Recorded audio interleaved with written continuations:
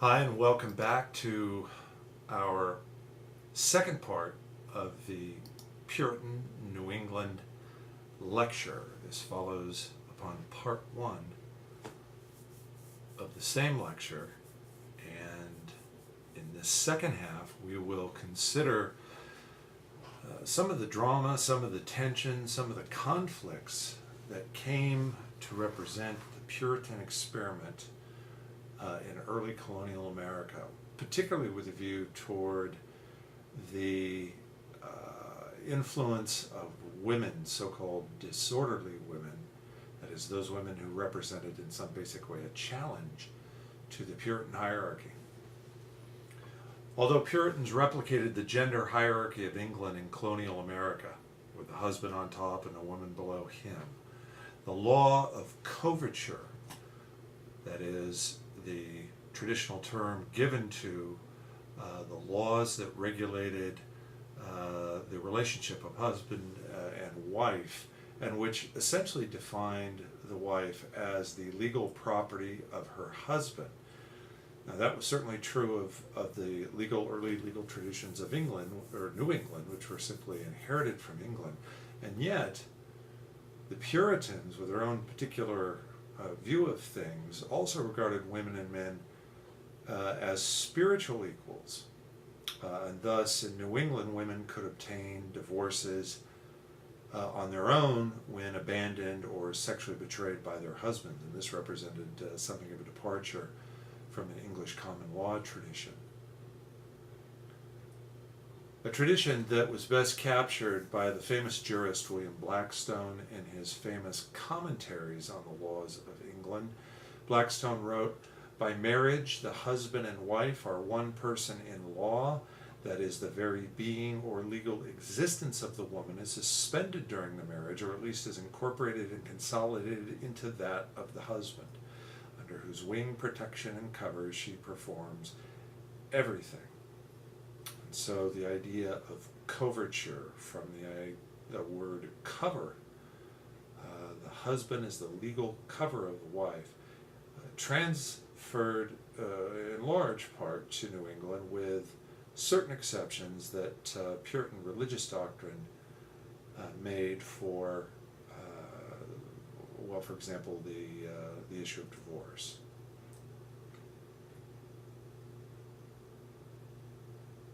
Women were critical in virtually every way to the Puritan experiment in New England. The labor of Puritan women in particular formed an essential piece of the fabric of New England town society. This had its inspiration in the book of Proverbs, the biblical book of Proverbs that the Puritans were fond of quoting. "Who can find a virtuous woman?" asks Proverbs, "for her price is far above rubies. The heart of her husband doth safely trust in her, so that he shall have no need of spoil. She will do him good and not evil all the days of her life. She looketh well to the ways of her household, and eateth not the bread of idleness. Her children arise up and call her blessed, her husband also, and he praiseth her. Favor is deceitful, and beauty is vain, but a woman that feareth the Lord, she shall be praised. Give her of the fruit of her hands, and let her own works praise her in the gates." Here's the frontispiece of Thomas Firmin's Proposal for the Employment of the Poor, a publication in London in 1681 that portrays a wife at her flax wheel, that is, her spinning wheel. The verse from Proverbs reads, "She layeth her hands to the spindle, and her hands hold the distaff." So from the biblical inspiration of a laborious woman, a woman who keeps to her labors and provides for her family, the image of holiness. And true enough, Puritan women played a critical role in the pre-industrial household economy of colonial New England. It is said that Edith Crayford of Salem, Massachusetts, frequently acted as an attorney for her husband, and once signed a promissory note for 33 pounds in, quote, "merchantable codfish at price current." And so what this little scrap of evidence suggests is that not only did women sit at the spinning wheel and perform the household duties, the laborious duties that the Puritan home required, including child rearing and the many physical tasks of laundering and weaving and cooking and just virtually every conceivable domestic chore, but that on occasion could act as a kind of deputy husband, you might say, including signing in his stead a legal or promissory note. Colonial women, that is, assisted with the husband's work, and the idea of deputy husbands, which was put forward first by the historian Laurel Thatcher Ulrich, that Puritan women were in effect deputy husbands who shouldered male duties, including transacting business, settling accounts, keeping shop, winding quills for the loom, or planting corn.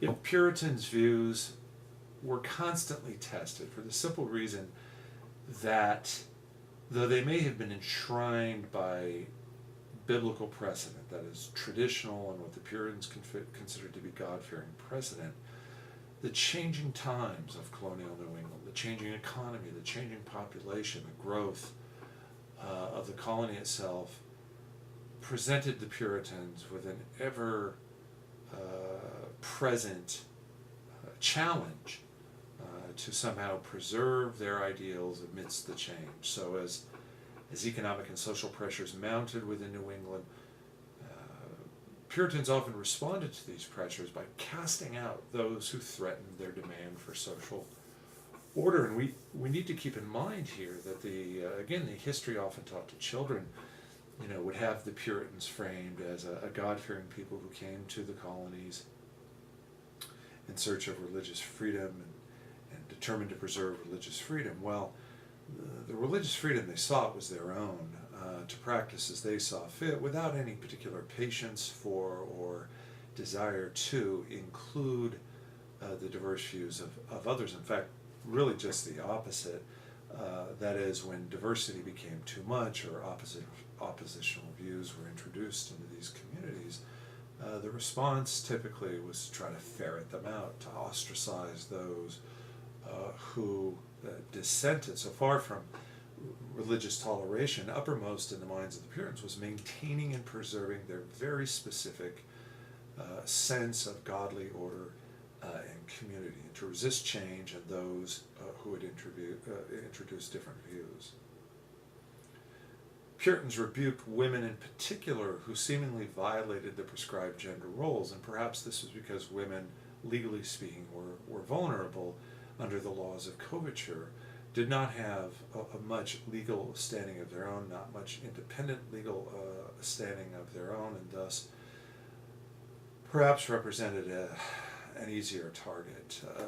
A famous example of a woman who was targeted by Puritan authorities for special censor, for special rebuke, was of course Anne Hutchinson, and Anne Hutchinson violated the norms of Puritan community in maybe the most threatening fashion, that is, in religious terms. Hutchinson claimed to receive direct word from God, that is, divine revelation from God, and used this as a lever to lead prayer meetings in her town, in which both men and women would attend these prayer services, leading one Puritan minister to characterize her, Anne Hutchinson, as a woman of haughty and fierce carriage, of a nimble wit, an active spirit, and a very voluble tongue, more bold than a man. No less a figure than John Winthrop himself, the governor of Massachusetts Bay, personally censured Anne Hutchinson. "You have stepped out of your place," he told her. "You have rather been a husband than a wife, and a preacher than a hearer, and a magistrate than a subject." And so what we get is her very revealing, I think, from Winthrop. Anne Hutchinson's basic crime in holding simple prayer meetings in her home and presuming to lecture on biblical scripture was to say that she had violated the basic order, the basic religious social order of the Puritan community, acting as a husband might, that is, as a person of independent voice, as a preacher might, that is, someone who did not shy from pronouncing her own views on Scripture, and more like a magistrate than a subject, that is, someone who presumed to rule rather than to lead. And of course, the idea was here that women should, or to follow, that a woman should follow her husband in all things.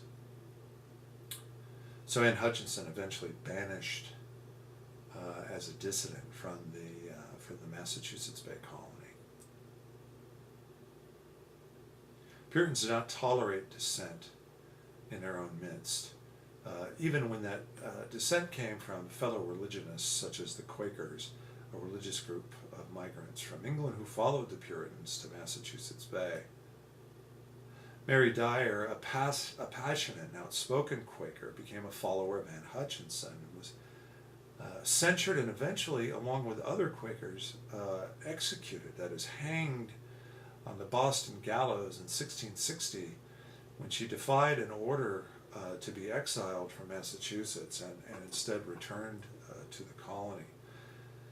Quaker ideas criticized Puritan hierarchical relationships and offered religious autonomy and authority to women. Something the Puritans gave lip service to was the spiritual equality of men and women, but the Quakers really put this idea into practice by allowing in their meeting houses, they called them meeting houses rather than churches, allowing in their meeting houses women to have equal voice with men on all matters of religion. Still, a statue today in memory of Mary Dyer, who, again, along with her fellow Quaker religionists, was executed by the Massachusetts Bay authorities in 1660, was hung by her neck for the crime of refusing to stay away, to stay in exile. So again, it calls into serious question the idea that the early New England settlers, though they may have been religious folk in their own right, that they were somehow harbingers of religious toleration or freedom. They really feared religious freedom and embraced religious intolerance as a better formula for maintaining the purity of their own views and communities. The experience with Native Americans contributed to this continuing challenge. Indian resistance to colonial encroachment of the frontier further heightened Puritan insecurities. At least 1,000 English colonists and 3,000 Indians, about a quarter of their population, died in what was termed King Philip's War from 1675 to 76, the bloodiest Indian war in New England's history. And this war was really an ultimate battle for control of New England between native peoples who were the original inhabitants and the settler folk from England. That is a kind of showdown over who would ultimately possess, occupy, and govern New England. And it was a brutal war, one that saw atrocities committed on both sides. King Philip was the name given to one of the Indian leaders who led the resistance to English settlement and the growth of English settlements. In the end, the Indians succumbed and the New Englanders prevailed, that is, the English prevailed. Roger Williams, a famous dissident in his own right, but a Puritan figure, said that, quote, God has prospered us so that we had driven the Wampanoags with Philip out of his country and had destroyed multitudes of them in fighting and flying and hunger and cold, etc., and that God would help us to consume them. So a familiar refrain here, based on what we've seen in earlier lectures, that there was really no serious intent on absorbing or assimilating native peoples into these communities, but really ostracizing, exiling them, forcing them to remove, and when all of that failed, simply vanquishing them in war, in contests of violent confrontation. So yes, warfare marked the history of early New England, warfare between English settlers and native peoples. And these wars spawn all sorts of interesting and curious narratives, such as those who were credited with having survived their Indian captivity, that is, those who were kidnapped and held by native people, especially women, such as Mary Rowlandson, who in 1676 was held captive for almost 3 months during King Philip's War. Later on, Rowlandson, who was freed from her captivity, wrote of it in detail in a famous narrative in which she described vividly enduring captivity with the, quote, atheistical, proud, wild, cruel, barbarous, brutish, diabolical creatures, the worst of the heathen, she called the native people. And her captivity narrative, which was printed in New England and sold throughout the colonies and elsewhere, became something of an early bestseller, you might say. And it did a lot to reinforce, I think, the suspicion and distrust that many English settler folk had for the native people. When you consider Rowlandson's less than flattering description of her captors, it basically, just reinforced those kinds of prejudices without really ever questioning whether or not these native people, in defending their homes and defending their territories, were resorting to the last best weapon they had, which was to fight, to resist, and yet that was passed over. It was just simply assumed that the reason they fought, the reason they resisted, is because they were, as she said, atheistical, proud, wild, cruel, etc., etc.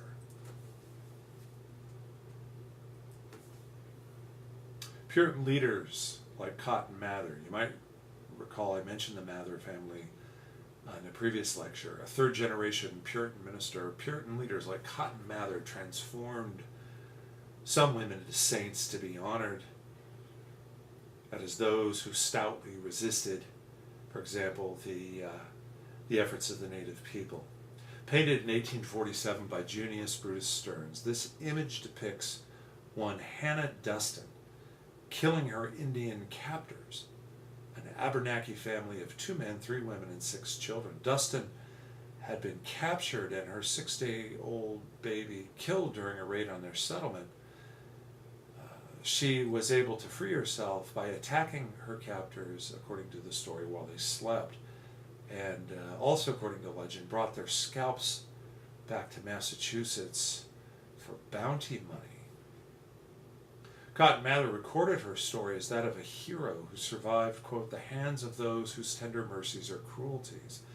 After finding herself, quote, where she had not her own life secured by any law unto her, she thought she was not forbidden by any law to take away the life of the murderers by whom her child had been butchered. And so an interesting sympathy here on the part of Cotton Mather toward Miss Dustin, a sympathy that was never exchanged for the native people, who acted, of course, in the same willful determination to protect their families, their children, their lives. They were simply seen as savages. But when Hannah Dustin killed in the name of avenging her child and her own liberty, of course, she was hailed as a hero by no less a person than Cotton Mather. And others depicted similarly as miserable creatures to be executed, only not native people, but in some cases English folk, who could be characterized in very similar terms as was true often of those who characterized the natives as savages. And thus we have the interesting case of Elizabeth Emerson, who in 1691, while unmarried, gave birth to twin boys who died in infancy. Emerson was accused of murdering the infants, a crime to which she initially pled not guilty. After several sessions with Cotton Mather, Emerson changed her plea to guilty, and Mather recorded her confession. In his diary, Cotton Mather wrote, and by the way, again, he was a Puritan minister, not a magistrate, but a Puritan minister, who had the legal power to oversee and hear confessions.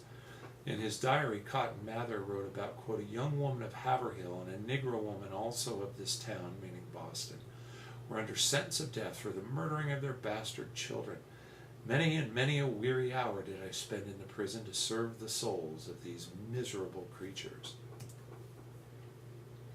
Emerson had spent 2 years in prison and was ultimately hanged in the year 1693. It's not clear, but it seems likely that her captivity and the privations that she suffered while in prison must have weakened her resolve to plead not guilty. And in the end, whether truly guilty of the charges, it's hard to say, but in the end she gave in and gave them the confession they wanted.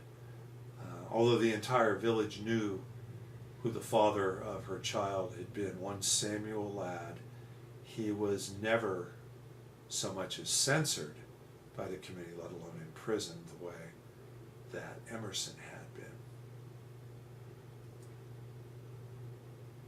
And so it raises the question about the very nature of these Puritan communities, in particular the role of women, women who were held up as godly examples of biblical devotion on the one hand, and who were critical to the laboring needs of households as well, could also be quickly separated out and held to censure or ridicule whenever the social tensions or economic conflicts or military conflicts became too much for communities to bear.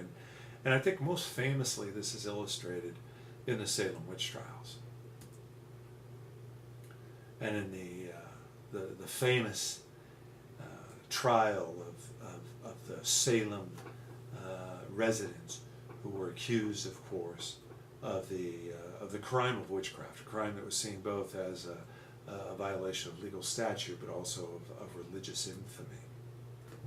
So the Salem witch trial, Salem, Massachusetts, 1692, right at the height of Puritan town growth and conflict, we get this this famous incident in American history. The persecution of so-called witches began in Salem in the household of one of the most notorious personalities, the Reverend Samuel Parris. Parris had arrived in Salem at the behest of the local congregation.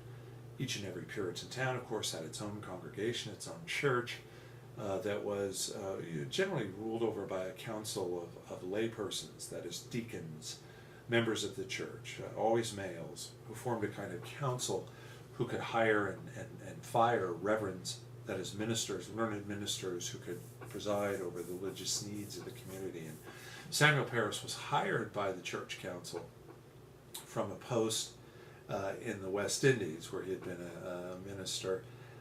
He arrives in Salem as a single man, bringing with him a West Indian slave by the name of Tituba. And it will be in Parris's home that the first accusations of witchcraft are made. So an outsider, but a white male figure who is attended by a West Indian African slave becomes the focus of a kind of town fight, you might say, in Salem. And the first to be accused was Tituba herself, the slave of Reverend Parris. Tituba was not, in the end, executed, as were others for her participation in what was termed witchcraft, or as she herself was accused of being a detestable witch. She was forced to languish in jail, however, for 13 months after Parris refused to pay her imprisonment costs, even though she ultimately confessed to the crime, having had little choice but to confess or face certain death by execution.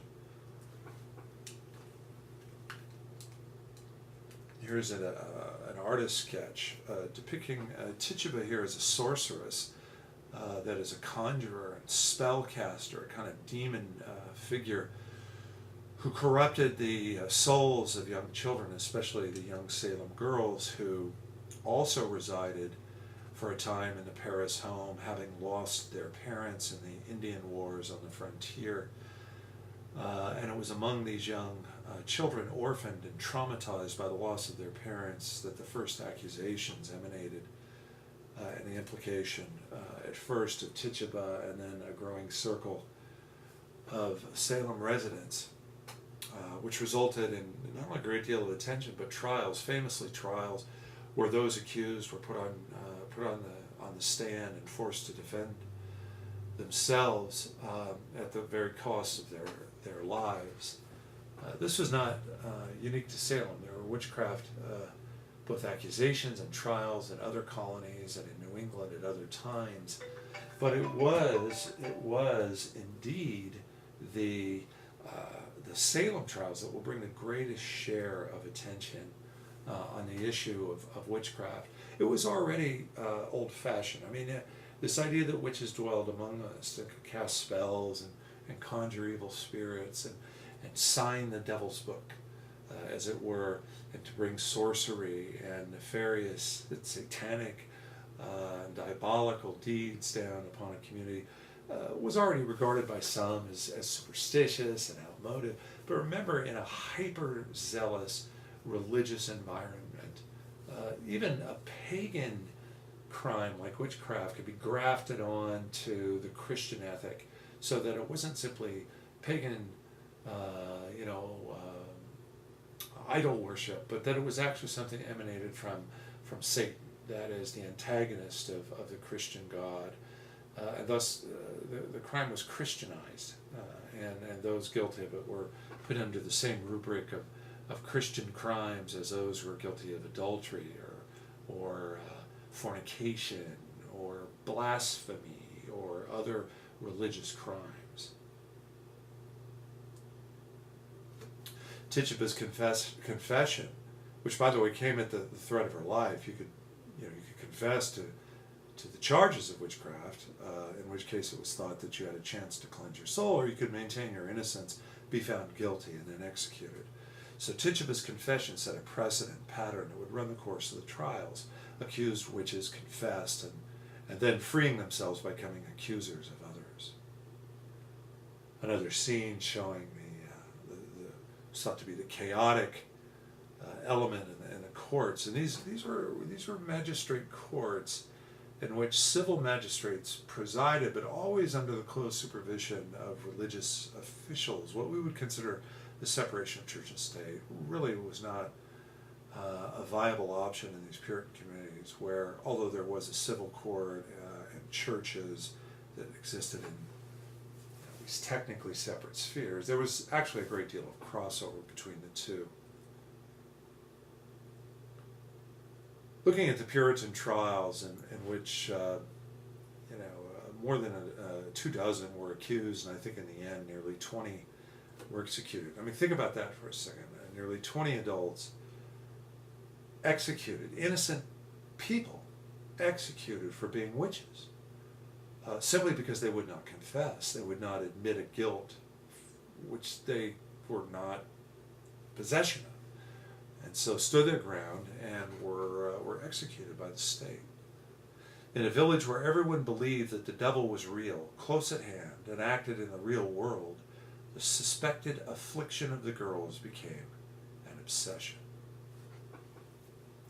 So these young girls who claimed to be possessed, claimed to be the victims of conjuring, claimed to be schooled in the arts of witchcraft, and whose behavior reflected really more, I think, what we would consider from a psychological perspective to be that of traumatized children whose parents had been murdered, who become orphans and whose lives had been turned upside down, thrown into an already conflicted Puritan community. We'll talk more about that in a minute, where the very Puritan order itself seemed to be eroding because of the changes that confronted these towns.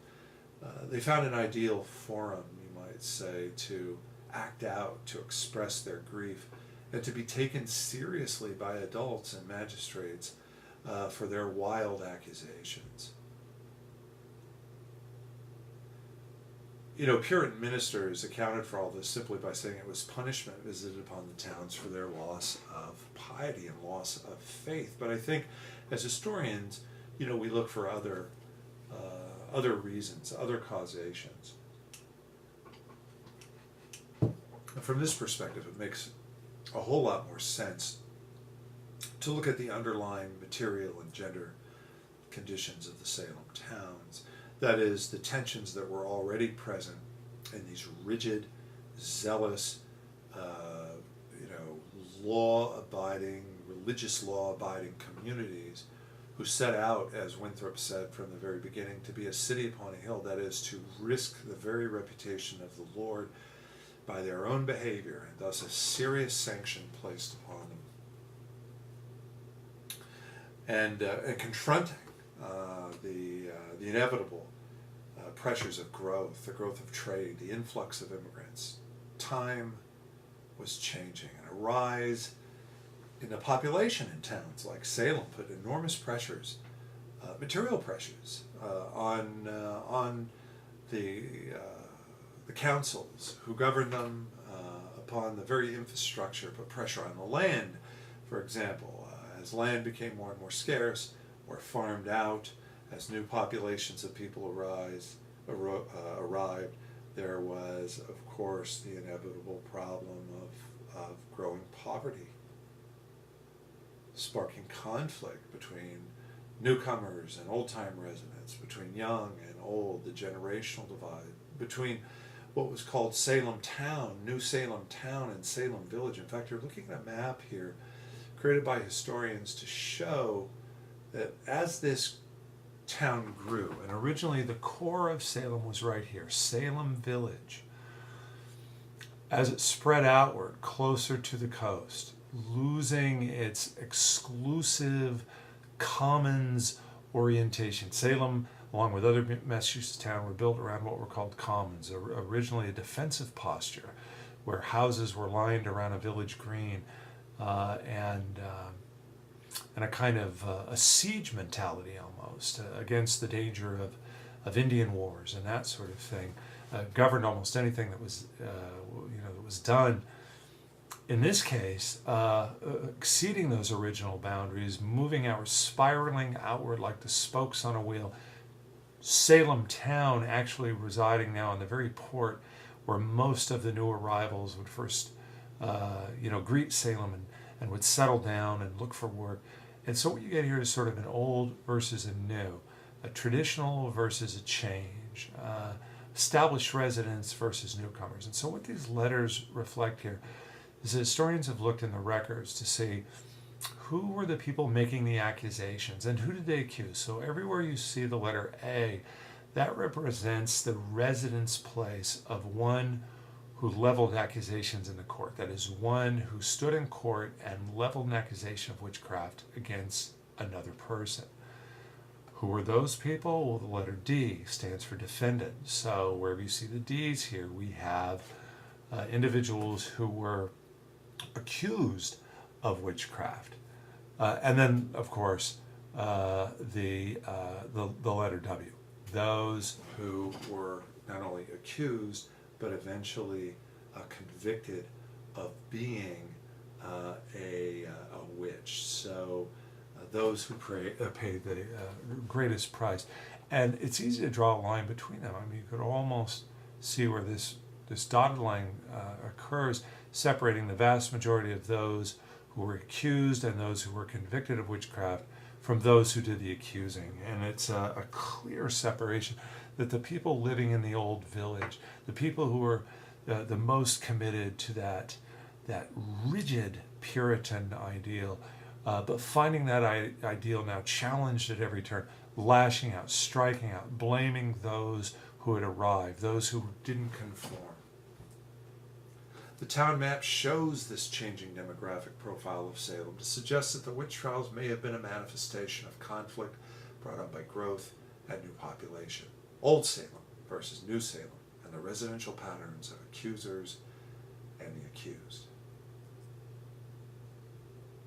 And for a time, at least, giving young women an unprecedented source of power That is, the original accusers themselves, given an unprecedented amount of power to essentially wreak havoc on the town and its environs. Young women who themselves had been traumatized and who now were used in effect as instruments by the magistrates and by the people of Salem Village to attack change itself. Many of the afflicted girls who went on to be accusers, as I've said, suffered their own traumas and looked at a bleak future, really, as wives. They were marked, in effect, and faced pretty serious poverty and marginal existence. Not surprisingly, many of the women they accused were just the opposite. That is, women of property and or women whose husbands had died, thus leaving them relatively vulnerable. So taking advantage of the most vulnerable. These tensions help to reveal the strongly gendered component of the witch hunts. Although men were occasionally accused of sorcery, the vast majority, not only in Massachusetts but elsewhere in the colonies, were women. And so unresolved questions about women's place under the laws of coverture. Could women in effect be independent? Could they be property? Could they live without husbands? And if so, what did they risk? Of the 344 people accused in this period throughout the colonies, 80% were women, including the majority of those in Salem. 19 were hanged in Salem, all having been convicted of witchcraft. Overall, the case of Puritan New England reminds us of the basic tensions and contradictions that lay at the heart of American history and culture. Let's consider some of them here. Religion versus conscience. Tradition versus change. It should say change. Community versus the individual. Conformity versus freedom.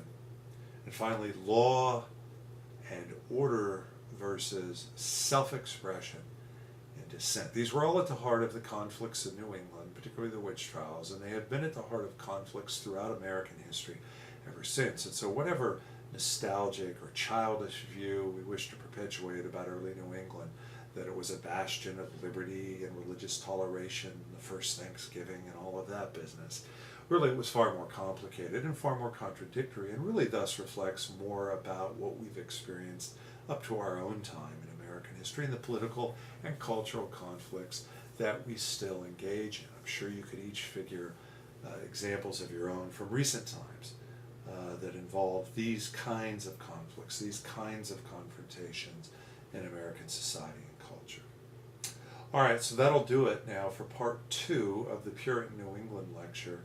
We'll move on to consider other important themes in early American history as we move now into the 18th century, move into that is the 1700s, and consider the growing challenges faced by the colonies, not just Puritan New England, but with the ever-changing cast of diverse peoples who came to call the colonies home, the ongoing challenges and conflicts that would define early American history.